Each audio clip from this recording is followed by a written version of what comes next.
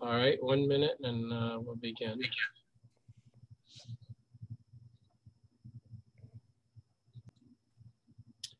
So let me begin with I believe we should all be somewhat relieved, a bracha that there is hopefully a ceasefire in place so that there can be some peace and calm and quiet, and people can get back to their normal lives.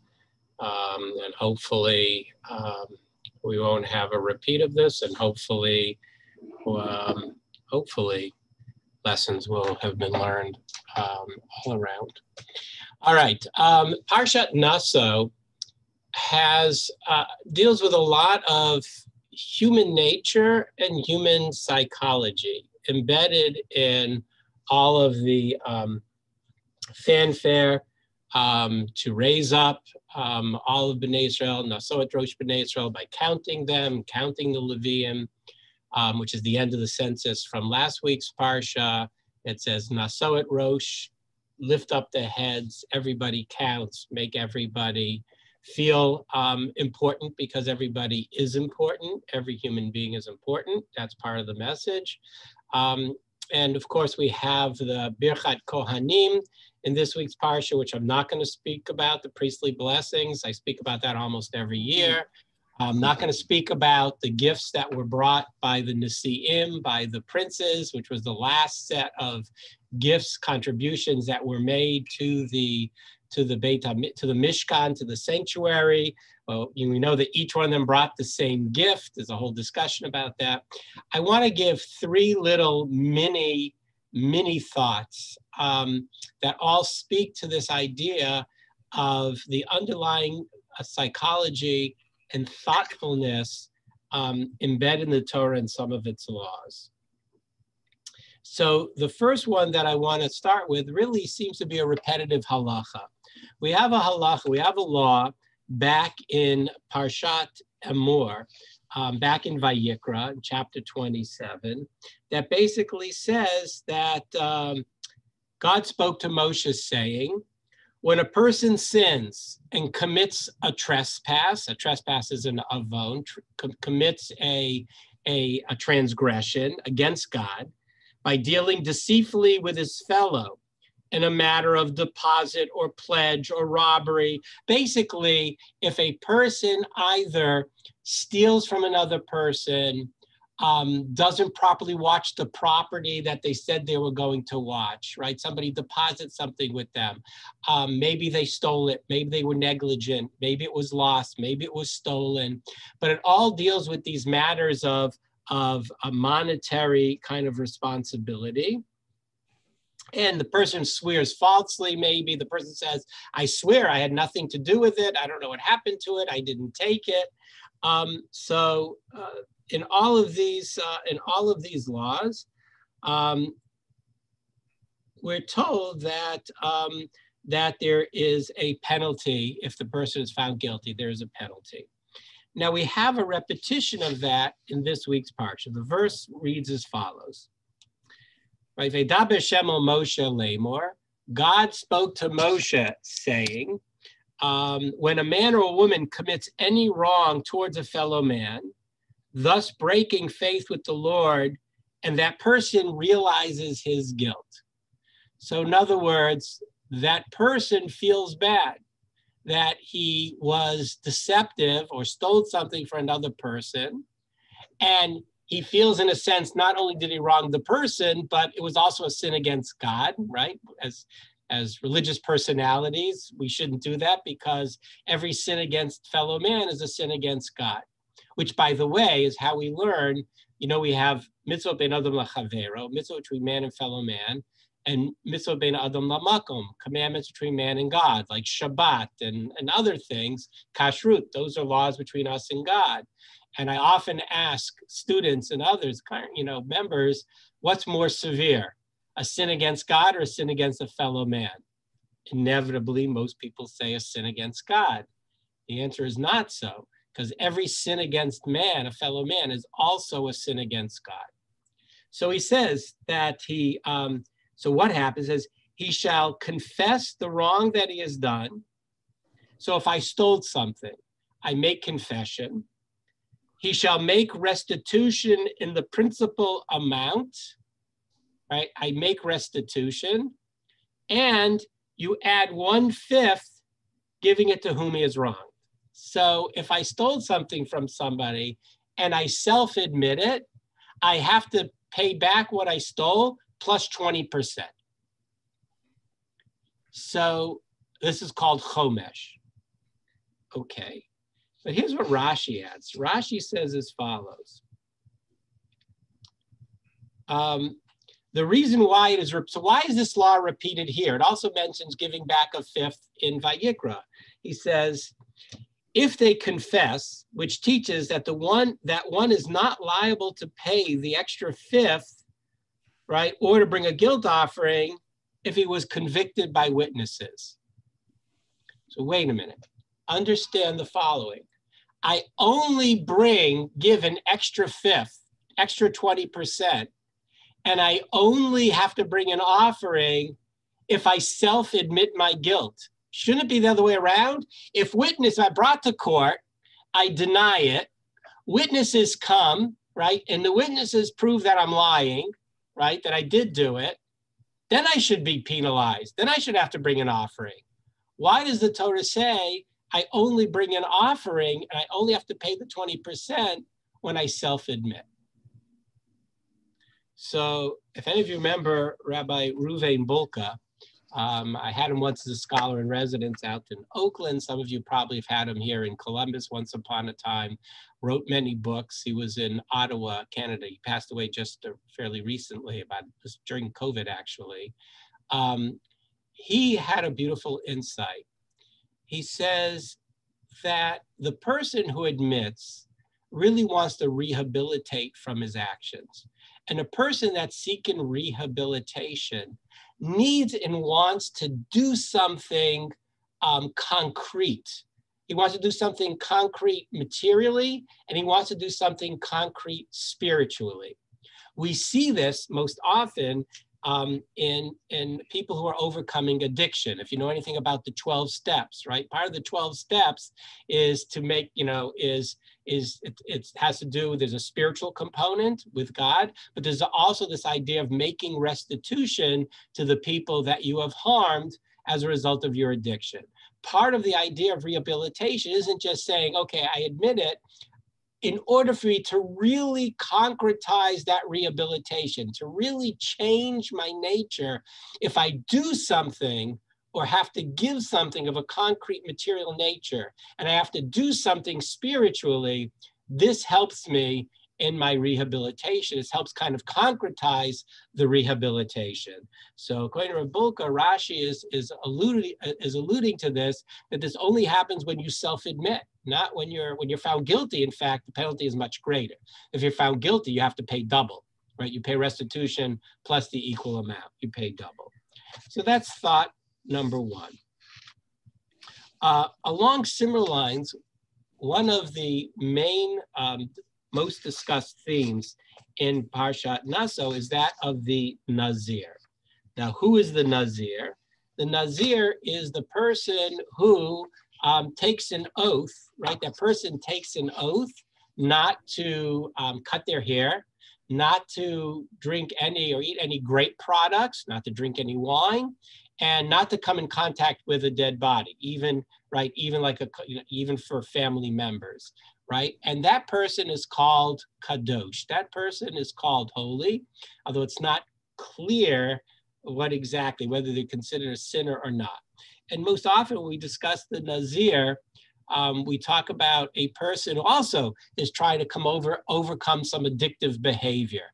In other words, this person sometimes, as the Ramban says, if I bend this way like a reed, if I'm bent this way, if I have a tendency to bend this way, right, then what I want to do is go to the other extreme, right, to come up straight. It's like, if you remember, once upon a time when cars had like a metal antenna on the front, right? If the antenna got bent, in order to straighten it up, you had to bend it a little bit the other way for it to come up straight in the middle, right?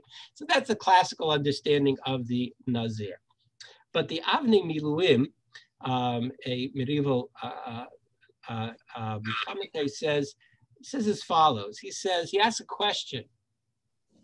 He says, is the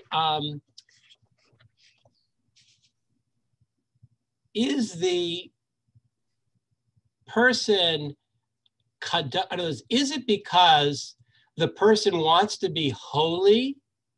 I want to be more holy, more sanctified in my life. And if I make that choice that I want to be more holy, basically it's a mitzvah in the Gavra. In my being, I want to be more holy. The Torah says, if you want to be more holy, then take upon yourself these restrictions. Or is the mitzvah Nazir, if I take upon these restrictions, right? It's the chefsa. It's taking upon these restrictions, limiting myself in these areas of interaction, make me holy, right? Is it the chicken or the egg?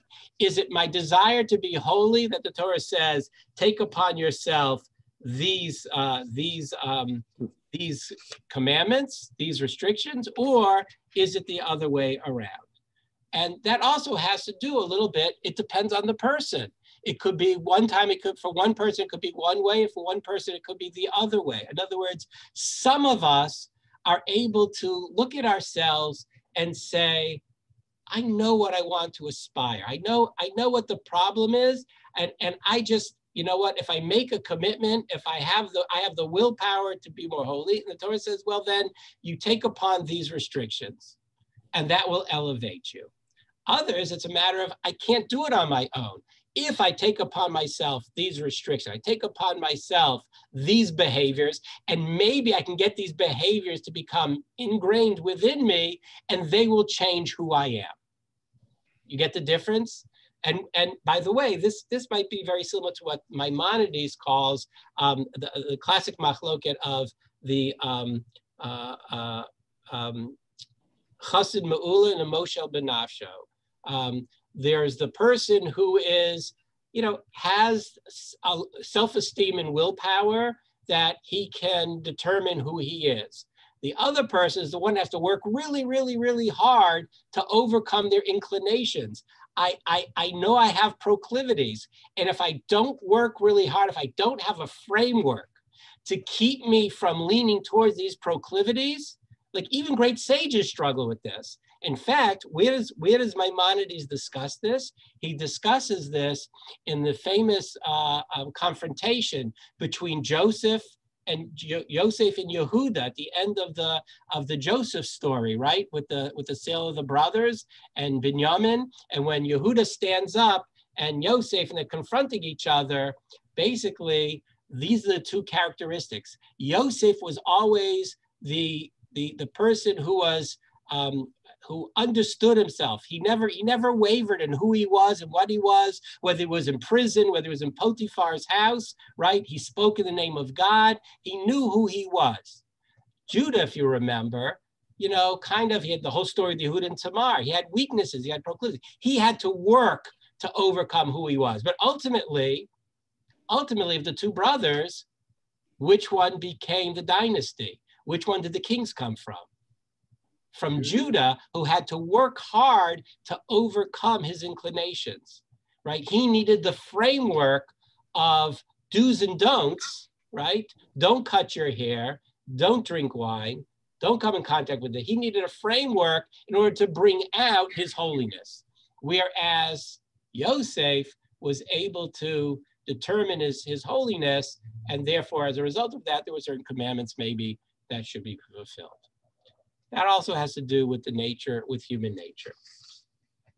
The last idea that I want to talk about is one that has to do with the sotah. So the sotah is always a difficult passage in the Torah. It depends on how you look at it. But basically what it says is, right, the situation is that a man suspects his wife of infidelity. Why does he suspect his wife of infidelity? He suspects his wife of infidelity because it became known that she maybe had been alone with another man. She had been alone with another man. So the suspicion is, right, maybe they had an adulterous relationship. So what do? We bring her to the Kohen, right? And the Kohen creates this mixture, writes on the parchment, puts it in the mixer, makes her drink it. And if she's guiltless, she's rewarded. She can go back to her husband and they'll have children. If not, we're told that she will die a very fateful death and her loins will fall off.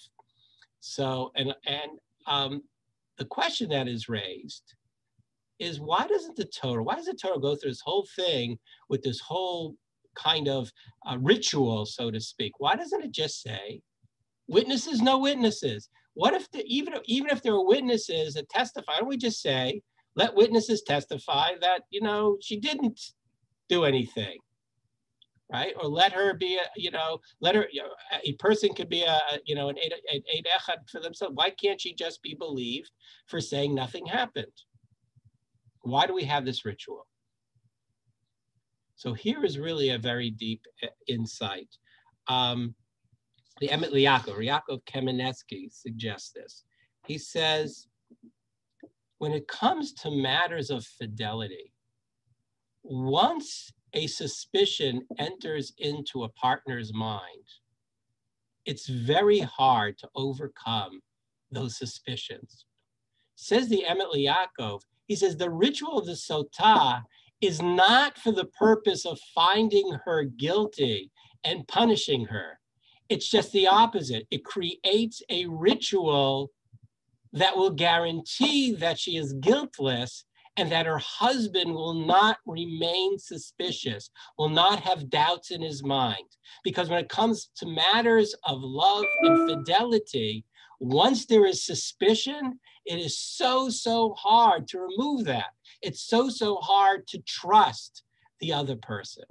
And we know that in any relationship, and especially in a marital relationship, trust is everything. When trust is lost in that relationship, it's not a healthy, it can never be a healthy relationship. So how do you restore trust when a husband or a spouse suspects the other one for infidelity? So the Torah created this ritual because if you go to the Kohen and it's kind of a super rational response, right? Either way, for good or for bad. The idea is that 99.9% of the time, it's going to be that she's guiltless, and it's going to remove that lack of trust between the husband and the wife. So what we find, we tie all of these together, is this idea that embedded within the Torah, and here as the Jewish people are getting ready, remember, by Nassau already, we're at the end of the 40 years in the desert. The Jewish people, are going to get ready to that. They're forming military, right? The way they encamped last week's Parsha, by the flags, by the degels, it's all about how they're going to go in and conquer the land. It's a military arrangement. And there are other things. They're getting ready to live life, not in the desert, but getting to live life in Eretz Israel. And there's a lot of spiritual and material psychology. It has to do with how they live their lives that have to be, part of being a nation, part of being a people, part of being, Matovo Alecha Yaakov, how goodly are your tents. That these things about how we overcome our own addictions or proclivities, how we maintain or aspire to be more holy, as we talked about throughout Vayikra in my talks, and how we understand the importance of trust and being able to have full trust in one another, especially in our spouses, is a very, very critical underlying theme that we see. Actually, we'll see it maybe throughout the stories in Bamidbar. We'll see it with Korach, we'll see it with others, we can see it with the spies. We can find underlying psychological profiles that will teach us lessons about human nature and about how the Torah approaches the fact that we are human beings. No two people are exactly alike. So how do we function in a society where people are different, and how do we try to create the proper framework for us to become our better selves? So that's my introduction to Bamidbar. Next week I have a conflict, so I will either have this class on Wednesday, or we may end up skipping a week. In the meantime, I hope to see most, if not all of you in Shul this Shabbat, and wish you all a Shabbat Shalom. Thank you. Shabbat shalom to One you. more time, I wish my mother a happy birthday. Ah, Oh, wonderful. happy birthday. Thank you for Happy your birthday. time and the message. Shabbat shalom. Very good, Rabbi. Thank you. Guys, take care. Have a good day. Excellent. Monica Button, stop us. Huh? What's he gonna All say? right, everyone.